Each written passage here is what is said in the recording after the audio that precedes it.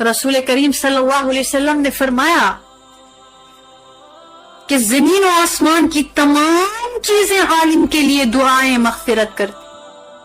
تمام چیزیں۔ شان دیکھیے گا، یہ تو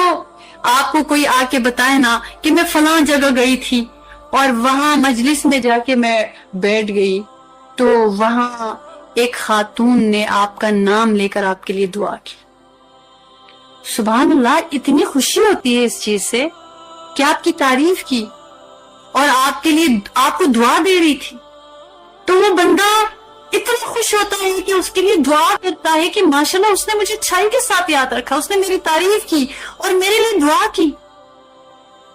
تو اللہ کے محبوب صلی اللہ علیہ وسلم فرمائے کہ نہیں، ایک بندہ نہیں، زمین اور آسمان کی تمام چیزیں عالم کے لیے دعائیں مغفرت کرتی ہیں۔ ترمذی ابو داود کی روایت ہے، تمام چیزوں میں درخت، چیونٹیاں، مخلوقات ساری، اور اللہ رب العالمین نے اپنے کلام میں عظیم الشان میں فرمایا کہ سب میری تسبیح کرتے ہیں لیکن تمہیں نہیں پتا کہ ان کا طریقہ کیا ہے۔ تو اس کا مطلب ہے سب کے سب شان دیکھیے گا کہ یہ قرآن سیکھ رہا ہے، یہ سیرت سیکھ رہا ہے، اور اللہ رب العالمین زمین و آسمان کی چیزوں کو اس بندے کی مغفرت پہ لگا کے رکھا ہوا ہے۔ تو اللہ تعالیٰ کیا ان کی دعاؤں پہ رکھ سکیں گے جنہوں نے خود فیصلہ کیا کہ اس کے لیے دعا کرو؟